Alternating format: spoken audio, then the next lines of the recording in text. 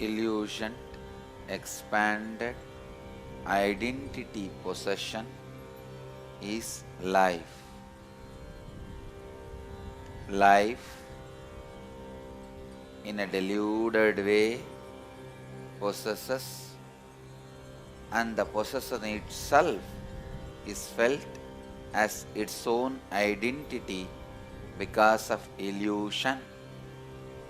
When life feels, it possesses the body and lands up in a delusion. It is the body, it is life. When it feels, it possesses wealth, and wealth is part of its identity. It is deluded life. Same way, when it feels name and fame, rewards and awards, it possesses, and the possession itself becomes part of its identity. It is deluded life. Life goes on getting deluded with so many things, with the concept of possession, and in the deeper delusion, the possession itself becomes part of its identity. Death comes as a great celebration and liberation, as deluded, unnecessary illusion and illusory identities. It's a great relief whenever part of you, what you think as you, is taken away from you. The truth which was, it were never part of you, is reminded to you. Understand? When money is taken away from you, when you feel the pain that some part of your identity is dying, it is a lesson to you. It was never part of you. It was your possession which has deluded and given you the illusory identity. It was part of you. When the name and fame is taken away from you, you are reminded to the truth. It was never part of you. It was your possession, but due to delusion, you identified that as part of your very identity. Same way, when you are reminded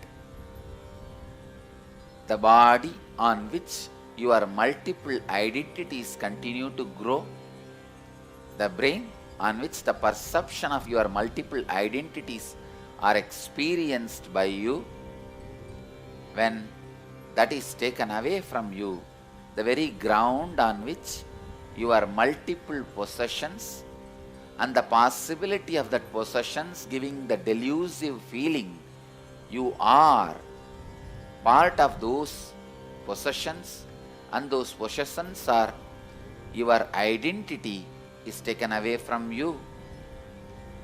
A being should constantly remind itself not to identify with any possession. Not having possessions and not identifying with the possessions is the path of renunciation. Even having the possessions, but having the clarity, the possessions are not part of your identity, is the path of grihastha. Whether you take up the path of grihastha through the responsibility and having the wealth and everything, or the path of renunciation without having possessions itself, the important truth you need to remember is not letting anything become part of your illusory, deluded identity.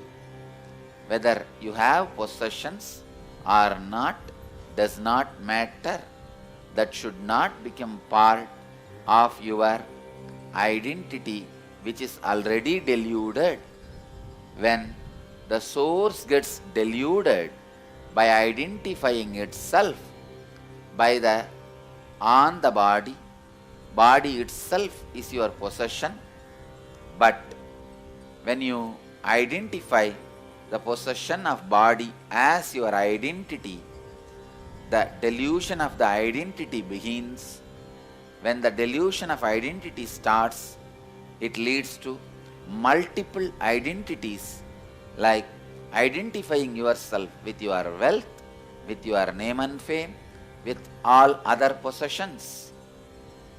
Death is a reminder, a powerful guru to make your being understand all this was never part of you. These were never part of your illusory or deluded understanding. So, relax from the illusion of identifying your possessions as your identity. Possessions are possessions. They are not your identity. Identity should be experienced beyond anything you possess. Possessed does not comprise or compete or fulfill or lead the experience of the true identity. Sometimes your own possessions try to compete your identity. The possessions competing your original identity is disease. When your body competes with your original identity, the competition is disease. When your mind competes with your original identity, that is depression. When your possessions competes with your original identity, the possessions themselves do not have independent life, but the life received from the source identity. Your possessions start competing with the source identity. That competition is perversion. So, death clearly, neatly irons out your inner space. It makes you understand many things which were never part of your identity, but you assumed as part of your identity because of your experiencing possession of those things. Anything which does not say no to you, continuously you feel as possession. Unfortunately, because they do not have any will to say no to you, your will possesses it. When your will possesses something, it gets into the delusion that is part of you. Remembering things which does not say no to you is not part of you is unclutching. Remember, things may not say no to you. That does not mean that they are part of your very identity. They may be possessed by you. You may have ownership over them, but you cannot have identification over them. Including your body, you are only a owner. You cannot impose your identification on them. Reminding this great truth to you as a natural process is death. Death continues to happen multiple times continuously in your life because you carry multiple identities. You just need awareness to perceive, experience, live through all the multiple deaths happening. When you have the awareness, consciousness, experiencing multiple deaths in your life. You go through conscious deaths continuously. Going through conscious deaths continuously does a great conscious cleansing in you. Continuously having conscious cleansing is living enlightenment. Once you are completely cleansed in your consciousness and remain pure, you are Jivan Mukta, you are radiating enlightenment. Understand the truth, death continuously happening in you consciously is just to remind you about your original purity and help you to remain in purity.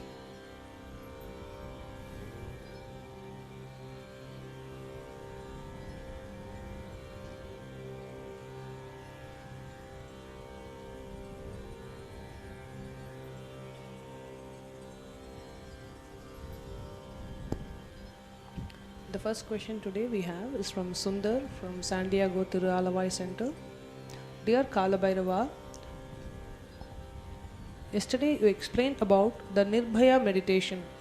How do we bring out the subconscious and unconscious fear and greed during the Nirbhaya meditation?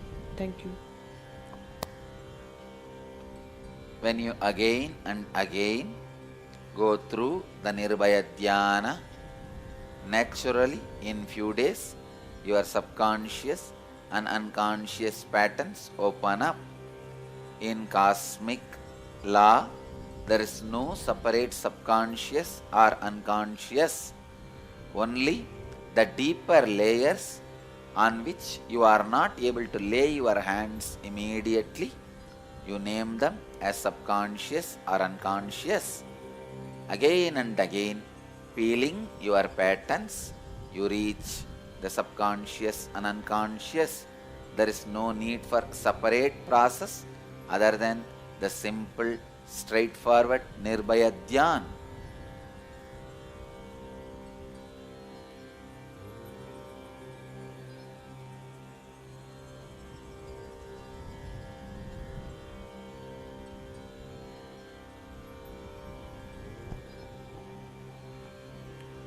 The next question is from Bharat from Dallas. In yesterday's satsang, you spoke about Bhuloka. What exactly do you mean by saying Bhuloka is a less intense projection and hell and heaven are little higher level projection? Does it mean that it is more easy to find that Bhuloka is a projection? The possibility for disillusionment and experiencing the other extremes is more easy in Bhuloka. In Bhuloka, you can extremely experience the pain and the opposite extreme of the pain, pleasure, very easily without difficulty. But in hell, you can never experience pleasure. In heaven, you can never experience pain. When the opposite extremes are not experienced, the delusion continues to delude you. The disillusionment of anything happens only when the opposite extremes are experienced. When you experience the pleasure, disillusionment of pain happens. When you experience pain, disillusionment of pleasure happens. Both disillusionments finally giving you the realization both are illusion can happen easily only in human body, in planet Earth, in Bhuloka, because never pain happens in Swarga, in heaven. People do not perceive, do not get disillusioned in heaven. They continue to remain, understand, think the pleasure is eternal. Because the disillusionment does not happen, they do not seek the ultimate reality. Same way in hell, because the disillusionment of the pain does not happen, even by the moment of a pleasure, they continue to remain feeling the hell is eternal. That is the reason people who are in the hell or in the heaven feel it is eternal. Only in the Bhuloka, the truth of ephemeral reality, comparative reality, is experienced. So anybody wants to experience the existential reality which is beyond ephemeral and comparative reality has to land on Bhuloka, and Bhuloka is the thinnest layer possible for penetration and going beyond your patterns, samskaras, engrams.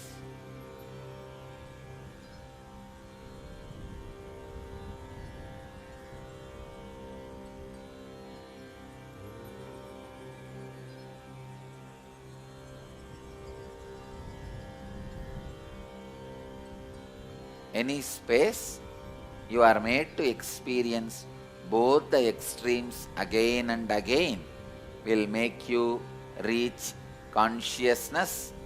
All great masters' feet will make you experience both extremes continuously. Energy fields are the space where both extremes are perceived, continuously experienced, and the completion of both extremes are made to happen in you, so that the disillusionment happens very quickly.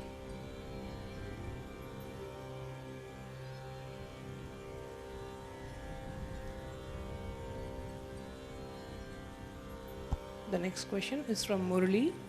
Dear Swamiji, pranams. In yesterday's satsang, you spoke about the waking state and deep sleep states. How can we spend majority of sleep time in deep sleep, and what practices will help move from deep sleep directly to waking state? Thank you. Nirbhaya Dhyan is more than enough. You can also practice unclutching and ajapa while you fall asleep. It will reduce the quality and quantity of the time you spend in dream. Directly you can fall asleep. Even directly falling asleep and coming out of the sleep directly to the waking state may help your physical and mental health, but that will no way be helpful for enlightenment. For enlightenment, directly falling into Turiya state and coming out of Turiya is only going to help.